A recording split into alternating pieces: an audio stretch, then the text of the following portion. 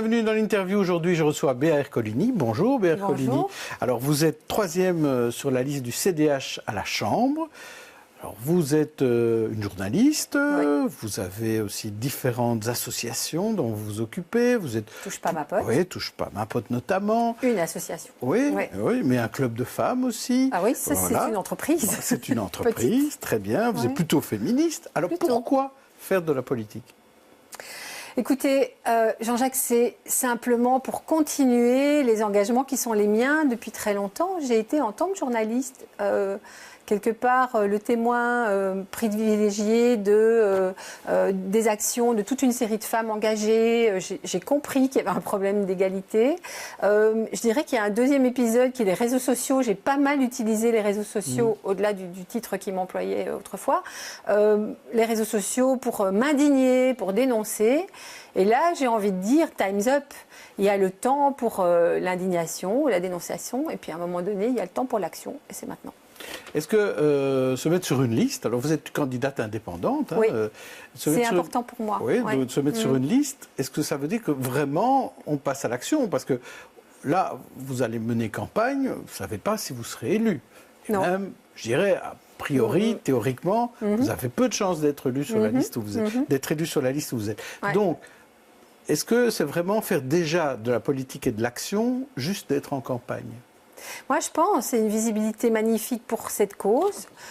Et c'est un projet qui m'a fait venir sur cette liste. Qu'on a un peu co-créé, Joël Milquet et moi. Joël Milquet qui a quand même été ministre de l'égalité des chances, qui a coulé le sexisme en 2014 dans le code pénal. Et l'idée, en tout cas...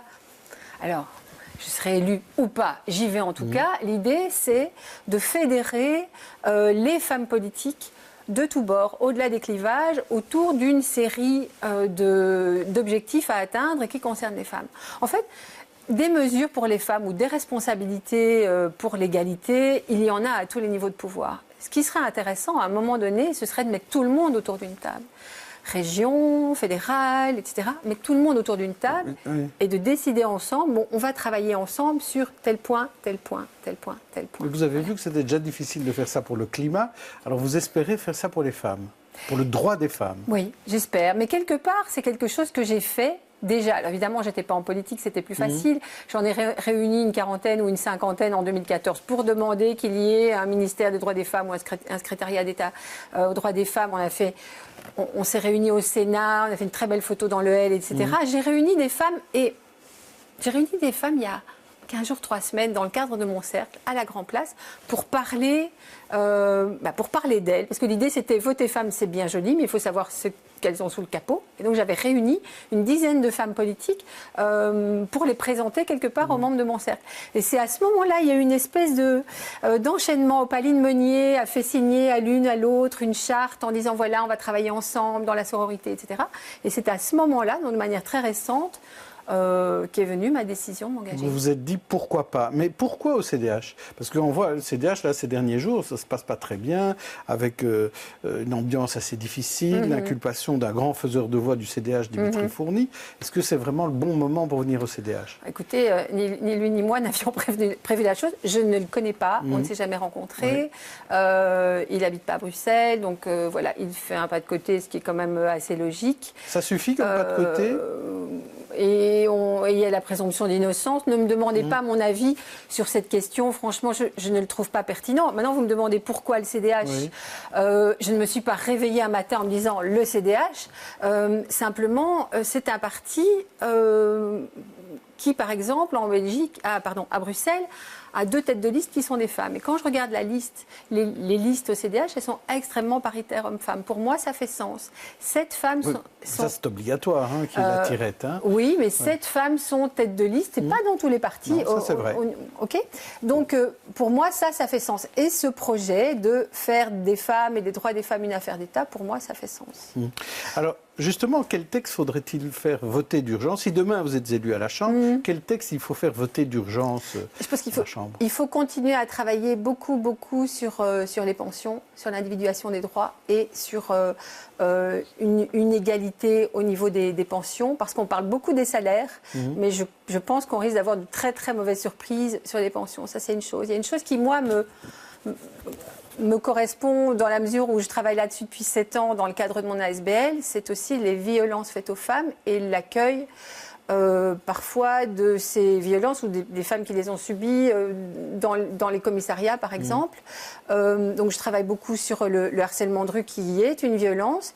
Avec Touche pas à ma pote, j'ai sensibilisé l'année dernière 400 adultes, fonctionnaires communaux, gardiens de la paix, etc., à la problématique. Plus de 14 000 élèves, étudiants de 11 ans à 20 ans et dans les plannings familiaux. Donc je pense qu'il y a un travail à faire au niveau de l'éducation, de la sensibilisation également.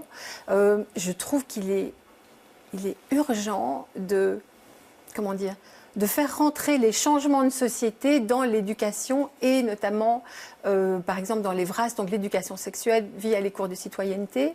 On ne parle pas assez de pornographie.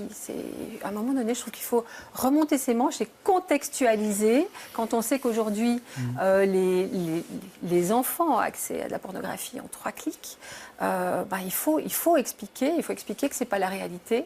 Voilà, ça c'est une des choses qui me tiennent à cœur. Alors, justement, je vais revenir sur cette question. Est-ce que le CDH est le meilleur parti pour être sur une liste quand on a des combats comme les vôtres sur le droit des femmes et le droit féministe? Je voudrais vous montrer cette déclaration de Catherine Fonck. C'était le 11 juillet dernier. C'était lors du dernier débat en commission de la Chambre pour parler de dépénalisation de l'avortement. Et elle a déclaré « Nous ne sommes pas favorables à une dépénalisation complète.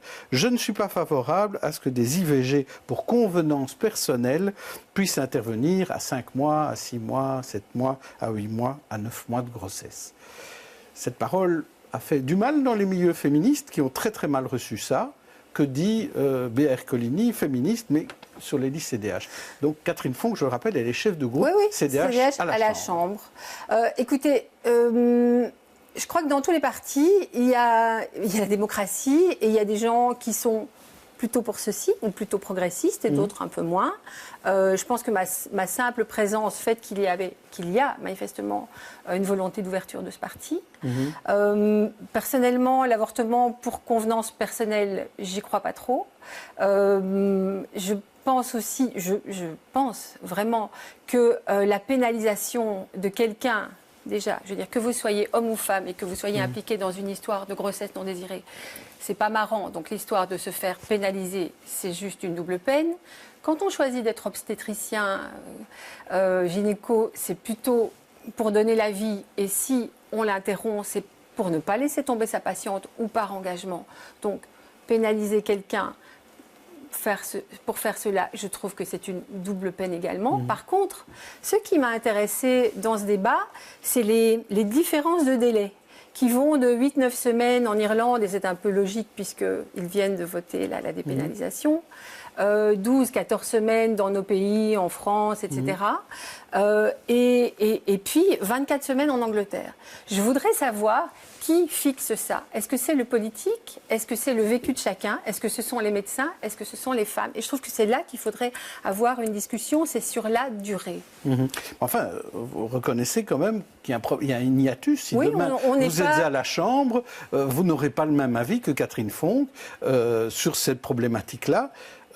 Comment ça va se résoudre? Est-ce que vous êtes indépendante, j'ai bien compris, mais est-ce que vous voterez comme le groupe CDH ou vous voterez en votre âme et conscience? On va parler d'abord. Moi, j'arrive, donc je pense que c'est l'occasion d'en reparler.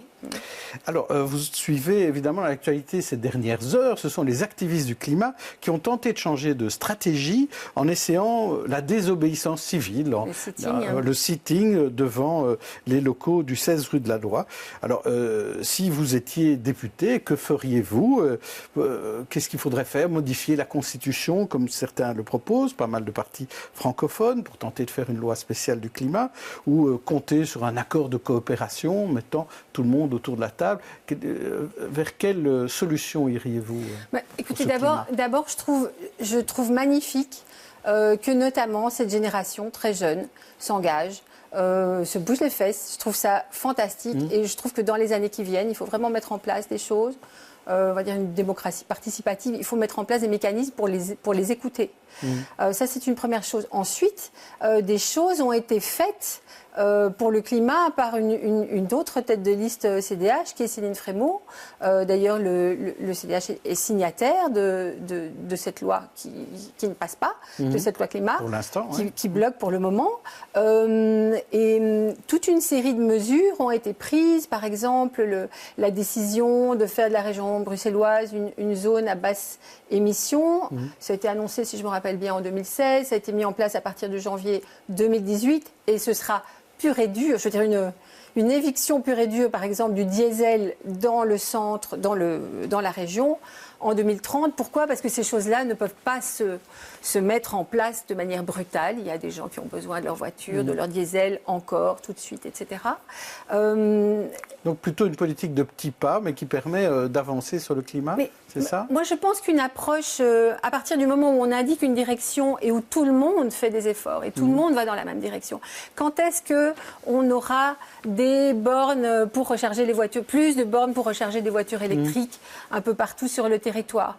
Quand, enfin, prendra-t-on soin de toutes ces personnes qui optent pour la mobilité douce, que ce soit les vélos, les petites roues, les trottinettes, etc., en tenant compte de la sécurité de tout le monde, parce que par moments, ça s'entrechoque. Donc je pense que c'est à toute une série de niveaux qu'il faut mettre les choses en place. Mais l'idée ici, c'est plutôt est-ce qu'il faut faire un changement drastique, est-ce qu'il faut peut-être accepter de ne plus consommer certains biens, peut-être une certaine décroissance dans certains cas. Est-ce que là, on irait jusque-là ? Est-ce que vous ne pensez pas que tout le monde, aujourd'hui, enfin, les gens qui m'entourent, en tout cas, remettent les choses en cause, réfléchissent, se disent, même au rayon du supermarché, acheter des fraises, là, maintenant, il y en a. Non, on ne va pas acheter des fraises maintenant, on va acheter des fruits de saison. Je pense que c'est la responsabilité de tout le monde, des politiques, des consommateurs, de nous tous. Alors quand j'entends tout ce que vous avez fait au niveau associatif, et tout ce que vous pensez peut-être faire au niveau politique, est-ce que vous êtes sûr d'avoir fait le bon choix ? Est-ce que vous croyez que l'action politique est aujourd'hui la meilleure manière d'obtenir des changements de société ? Je ne sais pas. Vous avez 30 secondes pour répondre. Écoutez, en tout cas, dans les 2 mois qui viennent, à fond. D'accord. Et peut-être plus long, et plus longtemps peut-être. Plus si affinité. Oui. Voilà, exactement. Merci Béatrice Colligny. Demain, je recevrai Alexia Bertrand. D'ici là, bonne journée, bonne soirée à tous.